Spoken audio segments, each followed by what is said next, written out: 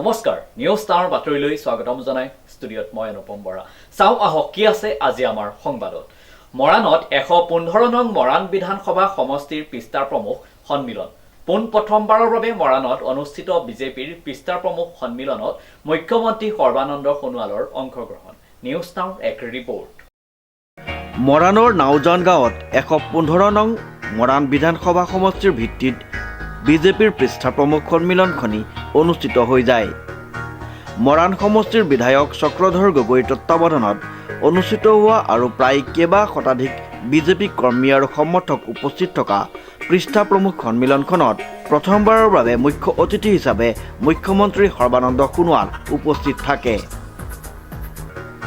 মৰাণত অনুষ্ঠিত হোৱা সন্মিলনখনত সমষ্টিটোৰ অন্তৰ্গত প্ৰায় 3000 পৃষ্ঠা প্ৰমুখ কাৰ্যকৰ্তাই অংশগ্ৰহণ কৰা সন্মিলনখনত বিধায়ক চক্ৰধৰ গগৈ আৰু মুখ্যমন্ত্ৰী সৰ্বানন্দ সোণোৱালে সকলো পৃষ্ঠা প্ৰমুখক তেওঁলোকৰ নিজ নিজ কৰ্তব্যৰ বিষয়ে বিশদভাৱে বুজোৱাৰ লগতে আগন্তুক নিৰ্বাচনলৈ সকলোকে সাজু হ'বৰ বাবে আহ্বান জনায় সবকা সাথ সবকা বিকাশ বাণীৰে ৰাজ্যৰ প্ৰতিজন লোকৰ কাষলৈ যোৱাৰ বাবে বিজেপিৰ এয়া এক প্ৰয়াস প্ৰতিজন পৃষ্ঠা প্ৰমুখে নিজ নিজ ঠাইৰ 60জন ভোটাৰক লগ কৰি তেওঁলোকৰ অভাৱ অভিযোগবোৰ বুজ লোৱাই হৈছে পৃষ্ঠা প্ৰমুখৰ মুখ্য কৰ্তব্য মুখ্যমন্ত্ৰীগৰাকীয়ে কয় যে কংগ্ৰেছ দলে 55 বছৰ শাসনভাৰ চলাই কেৱল দুৰ্নীতি কৰাৰ বাদে উন্নয়নৰ ক্ষেত্ৰত গুৰুত্ব প্ৰদান নকৰিলে কংগ্ৰেছে এপিএছচিক টকা দিয়া চাকৰি লোৱা অনুষ্ঠানলৈ ৰূপান্তৰিত কৰি ৰাখিছিল যদিও আমি এই দুৰ্নীতি নিৰ্মূল কৰাৰ লগতে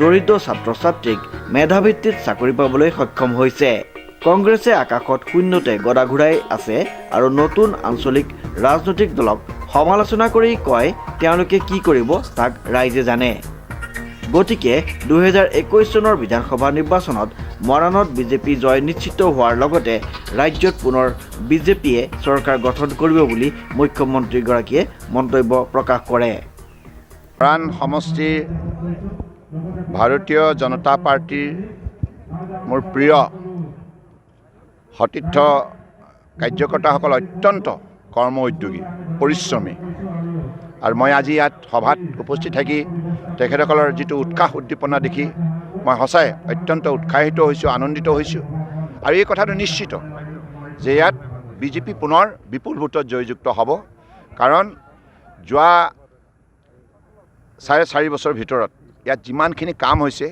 কংগ্ৰেছে 55 বছৰ কাল থাকিও এনেধৰণৰ কাম কৰিব পৰা নাছিল আমাৰ ইয়াৰ স্থানীয় বিধায়ক চক্ৰধৰ গগৈ ডাঙৰীয়াই সকলো ৰাইজক আস্থাৰ বিশ্বাসত লৈ যেনেধৰণে দিনে নিশাই পৰিশ্ৰম কৰিছে ইয়াৰ ফলত আজি ৰাজ্য চৰকাৰ আঁচনি আৰু কেন্দ্ৰীয় চৰকাৰ আঁচনি দুইখন চৰকাৰ আঁচনিবিলাক সফল ৰূপত ইয়াত বাস্তৱায়িত কৰা হৈছে ৰূপায়ণ কৰা হৈছে যাৰ ফলত গাঁও চাহ বাগিচা চহৰ সকলো প্ৰান্তত সকলো চুবুৰীত বসবাস কৰা ৰাইজ উপকৃত হৈছে আৰু সেইবাবে ৰাইজ সুখী কংগ্ৰেছে কৈছে যে অন্তৰ্গত ভাৰতীয় জনতা পাৰ্টিৰ দুটা মণ্ডল সমিতিৰ সন্মানীয় পৃষ্ঠা প্ৰমুখসকলক লৈ মাননীয় মুখ্যমন্ত্ৰীদেৱৰ উপস্থিতিত আজি পৃষ্ঠা প্ৰমুখ সন্মিলন আয়োজন কৰা হৈছে আমাৰ হিচাপৰ পৃষ্ঠা প্ৰমুখেই প্ৰায় 3500তকৈ অধিক ইতিমধ্যে পৃষ্ঠা প্ৰমুখসকল আহি উপস্থিত হৈছে তাৰ উপৰিও সম পৰিমাণৰ লোক বাহিৰৰ অতিথি হিচাপে আমাৰ দলৰ কাৰ্যকৰ্তা শুভাকাংক্ষী সমৰ্থক আহি ইতিমধ্যে উপস্থিত হৈছে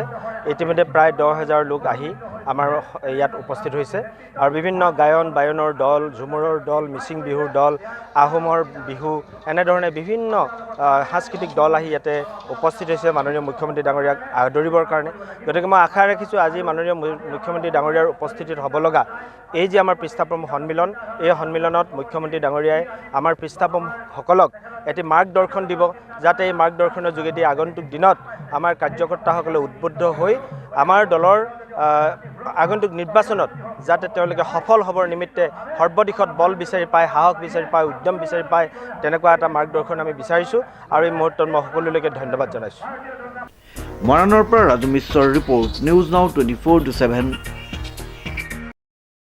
যোৰহাটৰ বিদ্যালয় পৰিদৰ্শকৰ কাৰ্যালয়ৰ সন্মুখত কান্দোনৰ ৰোল নিউজ নাওৰ এক ৰিপৰ্ট যোৰহাটৰ বিদ্যালয় পৰিদৰ্শকৰ কাৰ্যালয়ৰ সন্মুখত কান্দোনৰ ৰোল উঠিছে কান্দি কান্দি ক'লে শিক্ষা বিভাগৰ দুৰ্নীতিৰ কথা শতাধিক শিক্ষকৰ প্ৰাদেশিকৰণ আওতাৰ বাহিৰত পৰাৰ পাছতে কান্দোনৰ ৰোল উঠিছে যোৰহাটত।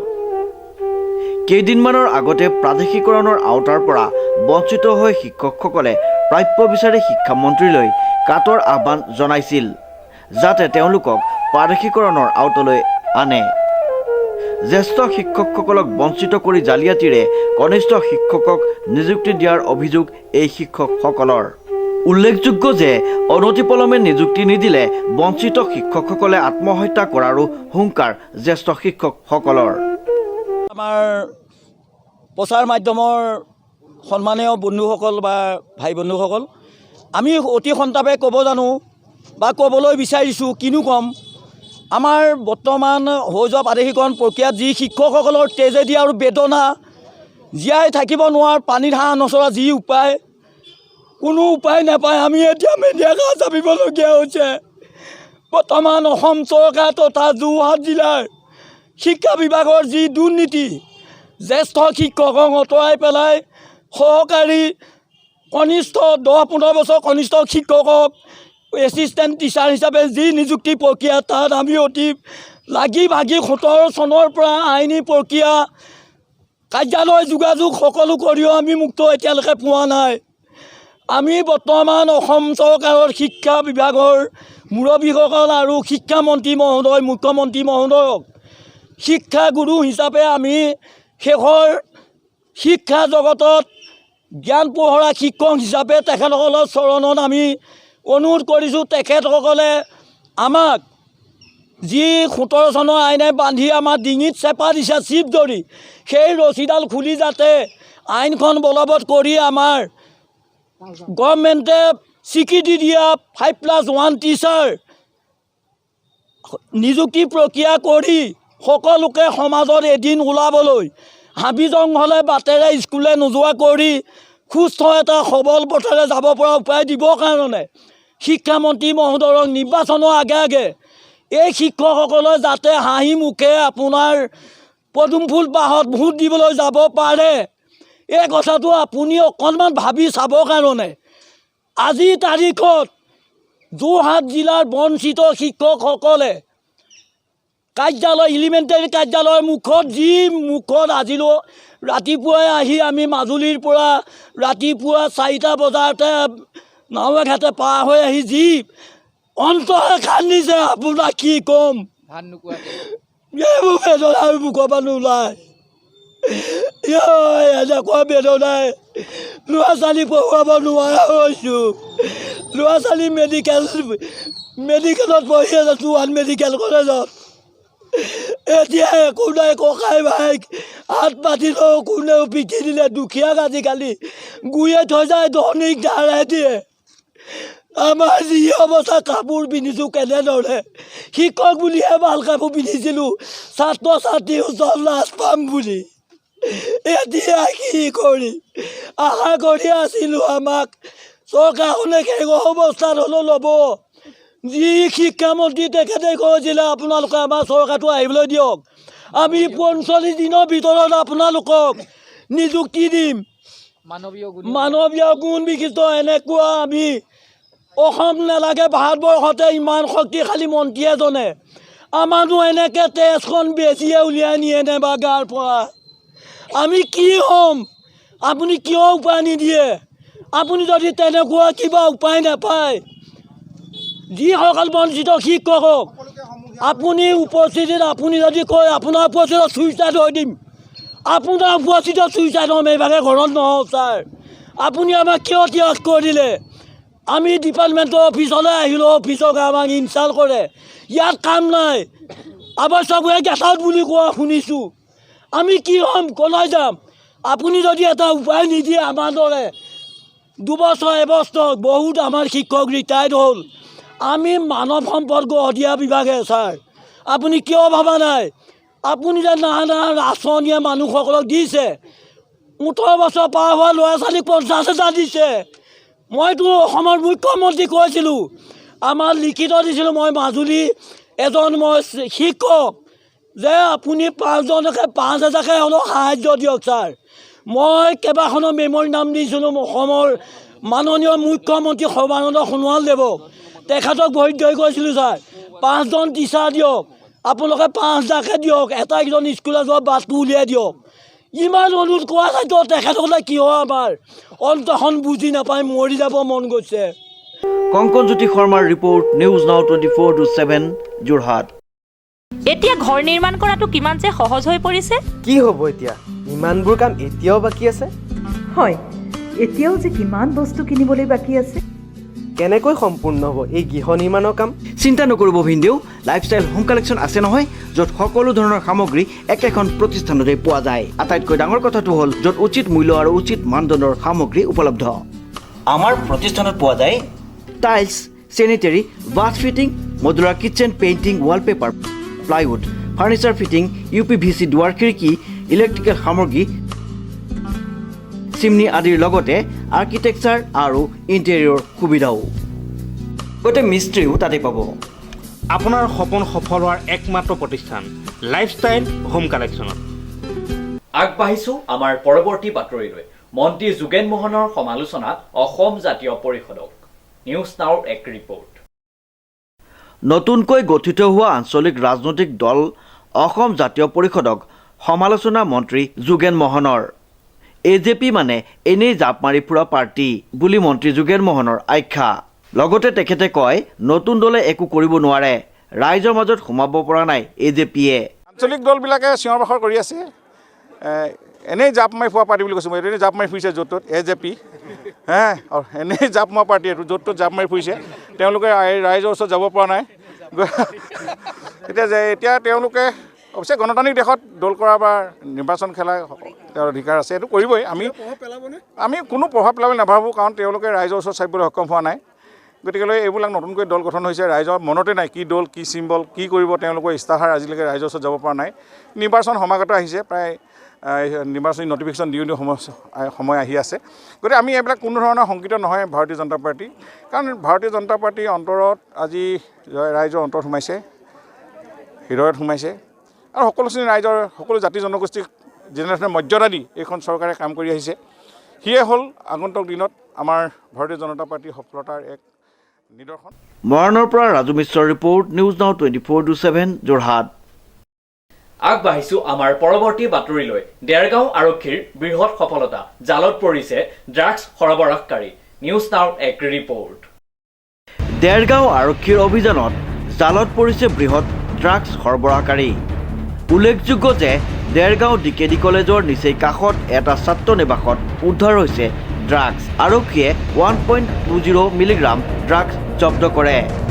আটকাধীন যুৱক দুজনৰ নাম হৈছে আকাশদ্বীপ বৰুৱা আৰু মষ্টেইন হুছেইন। এজনৰ ঘৰ বাদুলিপাৰ আৰু আনজনৰ ঘৰ ভুডাঙত। দেৰগাঁও আৰক্ষী চক্ৰ পৰিদৰ্শক প্ৰশান্ত বৰাৰ নেতৃত্বত চলিছিল উক্ত অভিযান। দেৰগাঁৱৰ পৰা অৰূপ কুমাৰ ৰায়ৰ ৰিপৰ্ট, নিউজ নাও 24/7। ৰিচা কাৰ পেলেচ যোৰহাট চহৰৰ এটি সকলোৰে পৰিচিত গাড়ী বেচা কিনাৰ নিৰ্ভৰযোগ্য প্ৰতিষ্ঠান। আমাৰ প্ৰতিষ্ঠানত পাব সকলো কোম্পানীৰ ভাল কণ্ডিশ্যনৰ গাড়ী উচিত মূল্যত। আপুনি যদি আপোনাৰ পুৰণি গাড়ীখন সলাই অন্য গাড়ী কিনিব বিচাৰে, তেন্তে আমাৰ লগত যোগাযোগ কৰক আৰু নিৰ্ভয়ে ক্ৰয় কৰক আপোনাৰ পচন্দৰ গাড়ীখন। আমাৰ প্ৰতিষ্ঠানত ৰিফাইনেন্সৰ সুবিধাও আছে। আপোনাৰ যদি এখন গাড়ী কিনি সপৰিয়ালে ফুৰিবলৈ যাবলৈ অথবা আপোনাৰ সপোন বাস্তৱ কৰি পৰিয়ালক ছাৰপ্ৰাইজ দিব বিচাৰিছে, তেন্তে আপুনি চিন্তা নকৰিব আৰু আমাৰ লগত যোগাযোগ কৰক কম মূল্যতে আপোনাৰ সপোনৰ গাড়ীখন হাততে পাবলৈ। গতিকে এবাৰলৈ হ'লেও আমাৰ মালৱালীস্থিত ৰিচা কাৰ পেলেচলৈ আহক আৰু নিৰ্ভয়ে লৈ যাওক আপোনাৰ সপোনৰ গাড়ীখন। আমাৰ ঠিকনা ৰিচা কাৰ পেলেচ, মালৱালী ঠেকৰগড়া, যোৰহাট 15, এলাহাবাদ বেংকৰ কাষত। আমাৰ যোগাযোগৰ নম্বৰ 8135926572 অথবা 7008693320। আমাৰ শ্ব'ৰুমত হিৰো ফাইনেন্স, চোলামণ্ডলম আৰু মহিন্দ্ৰা এণ্ড মহিন্দ্ৰাৰ ফাইনেন্সো উপলব্ধ। গতিকে আজিয়েই আমাৰ শ্ব'ৰুমলৈ আহক আৰু লৈ যাওক আপোনাৰ সপোনৰ গাড়ীখন। পুনৰ অসুস্থ হৈ পৰিছে কৃষক নেতাৰ অখিল গগৈৰ মাতৃ প্ৰিয়দা গগৈ। নিউজ নাওৰ এক ৰিপৰ্ট। পুনৰ অসুস্থ হৈ পৰিছে অখিল গগৈ মাতৃ প্ৰিয়দা গগৈ। ভৰ্তি কৰোৱা হৈছে যোৰহাট চিকিৎসা মহাবিদ্যালয়ত। জ্বৰ বমিৰ লগতে মধুমেহ ৰোগত আক্ৰান্ত হৈ পৰিছে প্ৰিয়দা গগৈ। যথেষ্ট দুৰ্বল হৈ পৰিছে কৃষক নেতাগৰাকীৰ মাতৃ প্ৰিয়দা গগৈ। চিকিৎসকসকলে চিকিৎসা কৰাৰ পিছতহে জানিব পৰা যাব অখিল গগৈ মাতৃৰ স্বাস্থ্যৰ বিষয়ে। পুত্ৰৰ চিন্তাতে মাতৃৰ স্বাস্থ্য অধিক অৱনতি ঘটিছে বুলি উল্লেখ কৰে সমৰ্থকসকলে।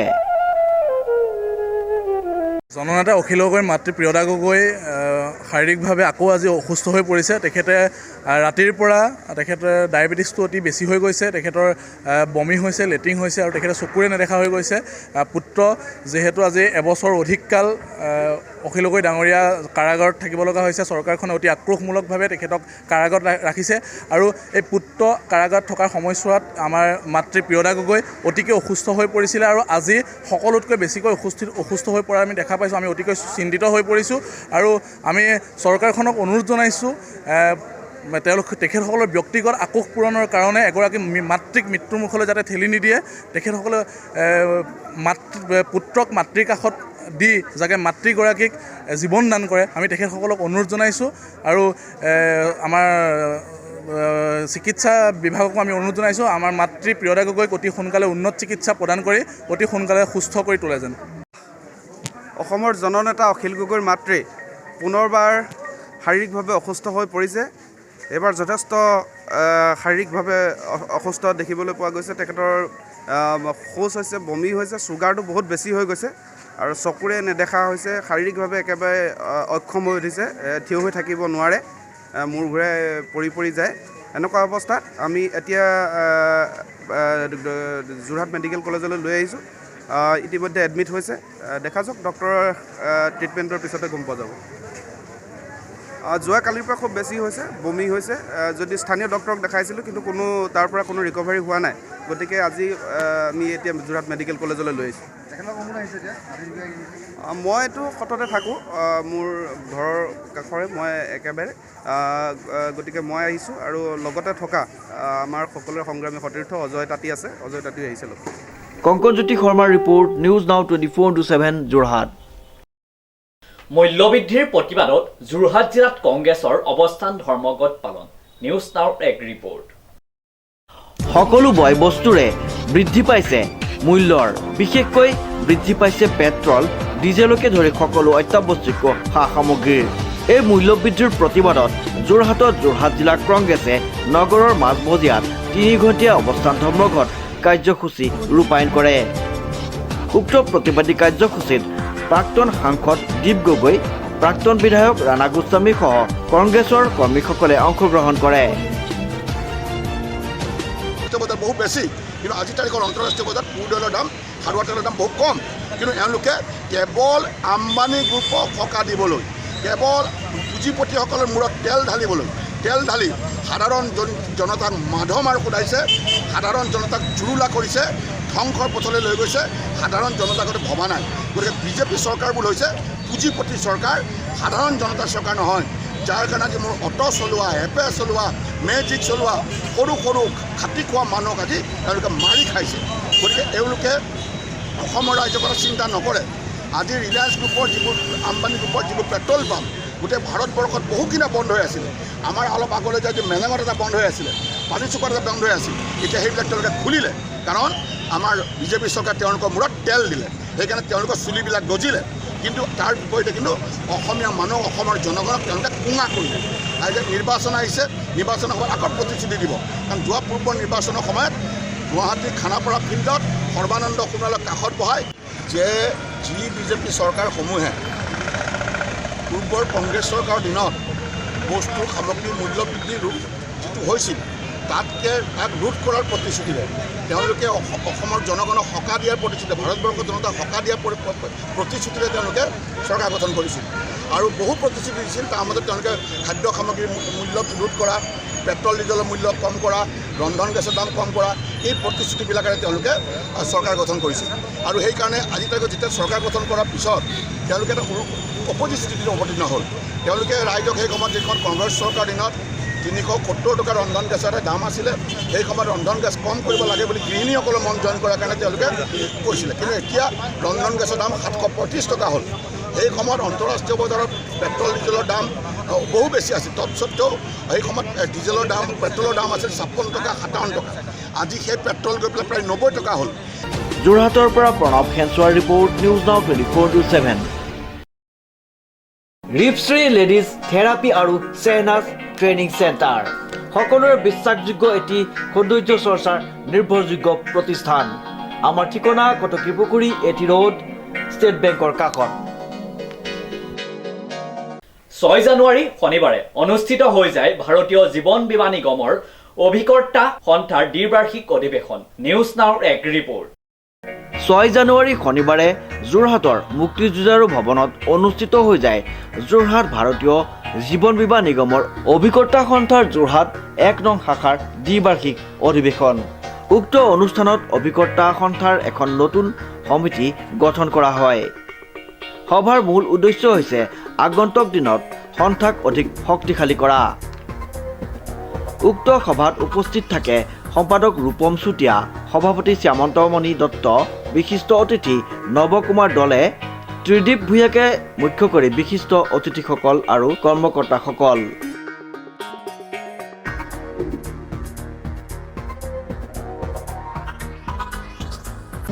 আমি যোৰহাট ভাৰতীয় জীৱন বীমা নিগম অভিকৰ্তা সন্থাৰ 1 নং শাখাৰ আজি 7ম দ্বিবাৰ্ষিক অধিৱেশনখন আমি অনুষ্ঠিত কৰিছোঁ যোৰহাট মুক্তিযুঁজাৰু ভৱনত ইয়াতে আমাৰ অভিকৰ্তা সন্থাৰ এখনি নতুন সমিতি গঠন হ'ব আগন্তুক 2টা বৰ্ষৰ বাবে আৰু ইয়াতে বিভিন্ন কাৰ্যসূচী লৈ অভিকৰ্তাসকলৰ অভাৱ অভিযোগ লৈ আমি মাণ্ডলিক পৰিষদৰ বিষয়ববীয়াসকল আমাৰ ইয়াত উপস্থিত আছে মেনেজমেণ্টৰ মাৰ্কেটিং মেনেজাৰ ছাৰ আমাৰ মাজত উপস্থিত আছে মেনেজাৰ সেলছ ছাৰ উপস্থিত আছে তেওঁলোকক আমি অৱগত কৰিছোঁ এই সভাৰ যোগেদি আৰু ভাৰতীয় জীৱন বীমা নিগমৰ অভিকৰ্তা সন্থাটো অনাগত দিনত অধিক শক্তিশালী কৰিবৰ বাবে আজি এই দ্বিবাৰ্ষিক অধিৱেশনখন আমি অনুষ্ঠিত কৰিছোঁ আগন্তুক কাৰ্যকালৰ বাবে এখন সুন্দৰ সফল সমিতি আমি গঠন কৰিছোঁ গতিকে আমি যাতে ভাৰতীয় জীৱন বীমা নিগম অভিকৰ্তা সন্থা সম্পূৰ্ণ বৈপ্লৱিক চিন্তাধাৰাৰে আমি আগবাঢ়ি যাব পাৰোঁ অনাগত দিনত সকলো অভিজ্ঞতাৰ সমস্যা আজি সমাধান কৰিবৰ বাবে মাইনাৰ সহযোগত অনুপম বৰাৰ report news now 24/7 Jorhat news নাওৰ বাতৰি আজিলৈ ইমানেই বিভিন্ন বাতৰি আৰু অনুষ্ঠানৰ বাবে চাই থাকিব নিউজ নাও 24/7 ধন্যবাদ